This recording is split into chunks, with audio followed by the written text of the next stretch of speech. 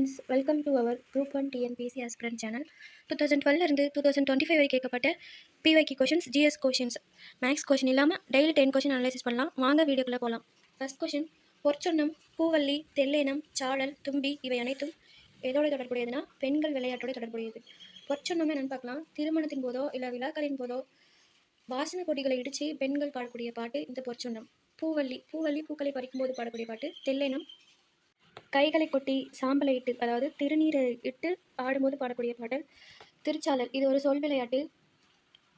அடுத்தது தும்பி வண்டினை தூதாக அனுப்பும்போது பாடக்கூடிய பாட்டு. இதெல்லாம் அகம் சார்ந்த விளையாட்டுகள் பல தமிழகத்தில். சொல் விளையாட்டுக்கு எக்ஸாம்பிள் திருச்சாளர் சொல்லலாம். சைவர் வழிபாடு பார்த்தீங்கன்னா மாணிக்கவாசகர் திருவாசகன்ற நூல் எழுதியிருப்பாங்க. அதில் 8வது திருமுறையில் நாட்டுப்புற பெண்களுடைய விளையாட்டுக்களை பற்றி சொல்லியிருப்பாங்க. அதாவது நாட்டுப்புற விளையாட்டுக்களை பக்தி பாடலாக மாற்றிருப்பாங்க. சமயத்தை கடந்து சைவ வழிபாட்டுக்கு இது யூஸ் ஆயிருக்கு. அதனால தான் இந்த ஆப்ஷன் இங்கே வந்திருக்கு, சைவர் வழிபாடுன்னு. நெக்ஸ்ட் கொஷின், அரசாங்க முதலீட்டு கொள்கையில் பிபிபி என்பது என்ன? இதுக்கு ஆன்சர் ஆப்ஷன் சி, தனியார் மற்றும் அரசு கூட்டமைப்பு. தனியார் மற்றும் அரசு கூட்டமைப்புனா இப்போ கவர்மெண்ட்டும் ப்ரைவேட்டும் பார்ட்னர்ஷிப்போட ஒரு பெரிய திட்டத்தை செய்கிறது சொல்லுது. இதுக்கு எக்ஸாம்பிள் வந்து சுங்கச்சாவடிகள், சென்னை மெட்ரோ ரயில், இதெல்லாம் பெஸ்ட் எக்ஸாம்பிள். ஆப்ஷன் ஏ, அரசு மற்றும் தனியார் முதலீட்டு திறன். இது நாட்டோடைய வளர்ச்சியை தீர்மானிக்கக்கூடிய காரணியாக இருக்குது. அது மட்டும் இல்லாமல் அரசோடைய பற்றாக்குறை ஈடு செய்கிறதுக்காக தனியார் முதலீடுகளை, அதாவது எஃப்டிஐ, எஃப்ஐஐ இந்த மாதிரி தனியார் முதலீடுகளை ஈர்ப்பது இதோடைய நோக்கமாக இருக்குது.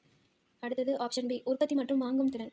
அரசு அலுவலகம், பள்ளிக்கு தேவையான பொருட்கள், அதாவது சைக்கிள், யூனிஃபார்ம் இதெல்லாம் வந்து யார்கிட்ட எப்படி வாங்கணும் அப்படின்றது. இதுக்கு எக்ஸாம்பிள் பார்த்தீங்கன்னா தமிழ்நாடு அரசு உள்ளூரில் இருக்கக்கூடிய சிறு குறு தொழில்களை ஊக்குவிக்கிறதுக்காக அவங்ககிட்டேருந்து பொருட்களை நேரடியாக கொள்முதல் செய்வாங்க. அடுத்தது வாங்கும் திறனில் இந்தியா 3rd பிளேஸில் இருக்குது. வாங்கும் திறனா அந்தந்த நாட்டு பணத்தை வச்சு எவ்வளோ பொருட்களை வாங்க முடியும் அப்படின்ற கணக்கிடக்கூடியது தான் இந்த வாங்கும் திறன் அப்படின்றது அர்த்தம். இந்தியா 3rd பிளேஸில் இருக்குன்னு பார்த்தோம். ஃபர்ஸ்ட் பிளேஸில், செகண்ட் பிளேஸில் பார்த்தீங்கன்னா ஃபர்ஸ்ட் பிளேஸில் சைனா, செகண்ட் பிளேஸில் வந்து அமெரிக்கா இருக்குது. நெக்ஸ்ட் கொஸ்டின் போகலாம். கேல்கர் கமிட்டி என்பது எதற்காக அமைக்கப்பட்டது? இதோடைய ஆன்சர் ஆப்ஷன் சி, வரிக்கொள்கை மறுசீரமைப்பு. கேல்கர் கமிட்டி எதுக்காகன்னு பார்க்கலாம். அரசுக்கு மக்கள் கட்டக்கூடிய வருமான வரி, இது டைரக்ட் டேக்ஸ்க்கு எக்ஸாம்பிள். அடுத்தது பொருட்கள் மீதான வரி, இது வந்து இன்டைரக்ட் டேக்ஸ்க்கு எக்ஸாம்பிள். இதெல்லாம் வந்து எளிமையாக்கிறதுக்காக 2002 அமைக்கப்பட்ட கமிட்டி தான் இந்த கேல்கர் கமிட்டி. அது மட்டும் இல்லாமல் நாம இப்போ யூஸ் பண்ணக்கூடிய ஜிஎஸ்டி முறையை ஃபர்ஸ்ட் அடிக்கல் நாட்டி பரிந்துரைச்ச கமிட்டினாலையும் இந்த கேல்கர் கமிட்டி தான். அடுத்தது வங்கி மறுசீரமைப்பு பற்றி பார்க்கலாம். அதாவது வங்கியோட செயல்பாடுகளை சீரமைக்கிறதுக்காகவும் வாரா கடன்களை குறைக்கிறதுக்காகவும் வங்கியை நவீனப்படுத்துறதுக்காகவும் அரசு அமைக்கக்கூடிய கமிட்டி தான் இந்த வங்கி மறுசீரமைப்பு. இந்த வங்கி மறுசீரமைப்பு எக்ஸாம் பாயிண்ட் ஆஃப் வியூவில் கேட்கக்கூடிய கமிட்டி நரசிம்மன் கமிட்டி. அடுத்தது குழுமங்களின் மறுசீரமைப்பு. அதாவது பெரிய பிரைவேட்டு கவர்மெண்ட் நிறுவனங்களை நிர்வாக முறையை வெளிப்படைத்தன்மையோட ஒழுங்குபடுத்தக்கூடிய செயல்முறை தான் இந்த குழுமங்களின் மறுசீரமைப்பு. இதுக்கு எக்ஸாம்பிள் பார்த்தீங்கன்னா இந்தியாவில் இருக்கக்கூடிய கார்ப்பரேட் நிறுவனங்களை நிர்வாக சீர்திருத்தத்துக்காக நாராயணமூர்த்தி கமிட்டி வந்து போடப்பட்டிருக்காங்க. அடுத்தது நிர்வாக மறுசீரமைப்பு. அரசு அலுவலகத்தோட செயல்பாடு, அதாவது ஊழலை குறைக்கிறது, பொதுமக்களுக்கான சேவையை சீக்கிரமாக கிடைக்க செய்கிறது. இதுக்காக போடப்பட்ட கமிட்டி பார்த்திங்கன்னா 2 கமிட்டி இருக்குது. நிர்வாக சீர்திருத்த ஆணையம். முதல் நிர்வாக சீர்திருத்த ஆணையத்துக்கு தலைமை தாங்கினாங்க மொரார்ஜி தேசாய். 2வது நிர்வாக சீர்திருத்த ஆணையத்துக்கு தலைமை தாங்கினாங்க வீரப்ப மொய்லி.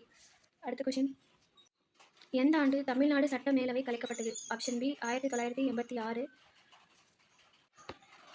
தமிழ்நாடு ஸ்டார்டிங்கில் சட்டமன்ற பேரவை, சட்டமன்ற மேலவை அப்படின்னு 2வே இருந்துச்சு. இது வந்து எம்ஜிஆர் ஆட்சி காலத்தில் வந்து கலைக்கப்பட்டுச்சு. ஸோ இப்போ தமிழ்நாடு வந்து ஊரவை சட்டமன்றம். அடுத்தது 1982 எம்ஜிஆர் சத்துணவு திட்டத்தை கொண்டு வந்திருப்பாரு. 1987 டிசம்பர் 24 எம்ஜிஆர் வந்து இறந்திருப்பாரு. 1989 மு கருணாநிதி அவர்களால் மூலூர் ராமமிர்தம் அம்மை நினைவு திருமண நிதியுதவி திட்டம் கொண்டு வரப்பட்டிருக்கும். இன்னொன்று, பெண்களுக்கு சொத்துல சம உரிமை சட்டம் கொண்டு வரப்பட்டிருக்கும் இந்த ஆண்டில். அடுத்த கொஸ்டின், தமிழகத்தில் கல்வி அறிவு வீதம் குறைந்த மாவட்டம் எது? இதுக்கு ஆன்சர் ஆப்ஷன் சி, தர்மபுரி.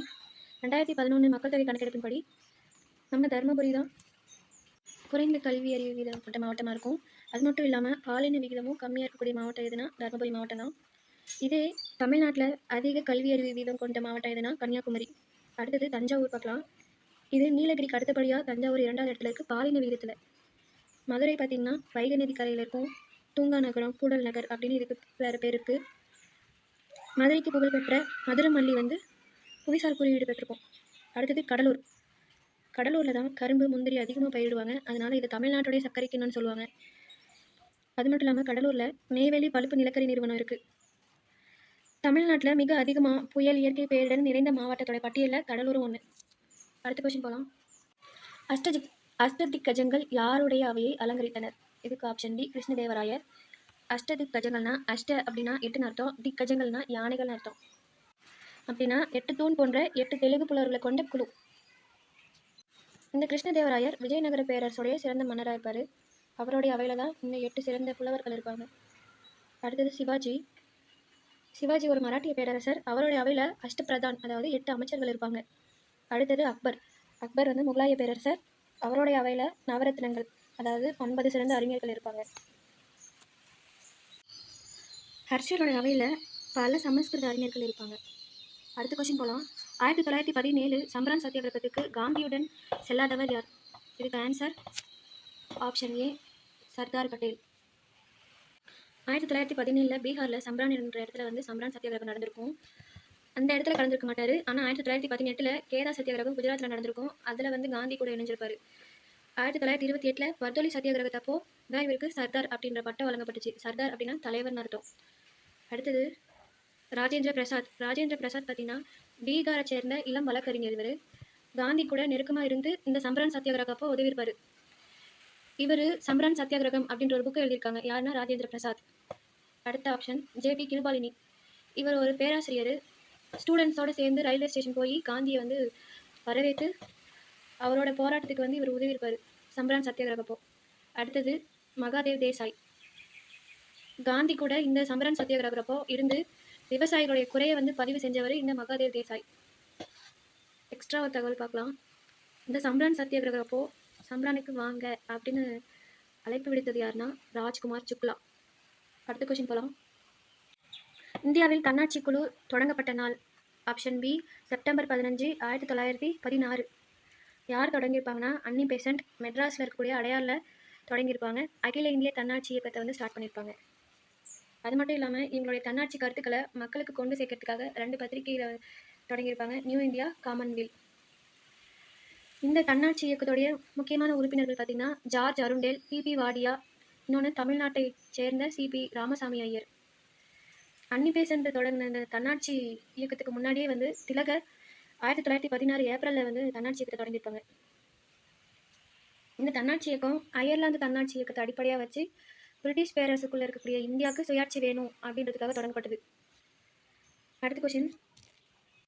1938 நேருவின் தலைமையில் அமைந்த தேசிய திட்டக்குழுவின் காங்கிரஸ் தலைவராக இருந்தவர் யார்? இதுக்கு ஆன்சர் ஆப்ஷன் ஏ, சுபாஷ் சந்திர போஸ். 1938 ஹரிபா காங்கிரஸ் மாநாடு குஜராத்தில் நடந்திருக்கும். அதோடைய தலைவர் தான் இந்த சுபாஷ் சந்திர போஸ். இவர் தான் வந்து இந்த தேசிய திட்டக்குழு நேரு தலைமையில் ஏற்படுத்தியிருப்பார். எதுக்காகனா இந்தியாவுடைய எதிர்கால பொருளாதார முன்னேற்றத்துக்காக ஒரு திட்டக்குழு வேணும் அப்படின்ற நோக்கத்துக்காக ஏற்படுத்தியிருப்பார். அடுத்தது பிசி ஜோஷி. இவர் இந்திய கம்யூனிஸ்ட் கட்சியுடைய முதல் பொதுச் செயலாளராக இருந்திருப்பார். அடுத்தது ஆச்சாரியா நரேந்திர தேவ். 1934 பாட்னாவில் தொடங்கிய காங்கிரஸ் சோசியலிச கட்சியுடைய தலைவராக இருந்திருப்பார். அடுத்தது ஜெயபிரகாஷ் நாராயண். இவர் 1934 காங்கிரஸ் சோசியலிச கட்சியுடைய பொது செயலாளராக இருந்திருப்பார். இவரை லோக் நாயக்கன்னு சொல்கிறோம், அதாவது மக்களின் தலைவர் இவர் அப்படின்னு பாராட்டியிருப்பாங்க. ஓகே ஃப்ரெண்ட்ஸ், தேங்க்ஸ் ஃபார் வாட்சிங்.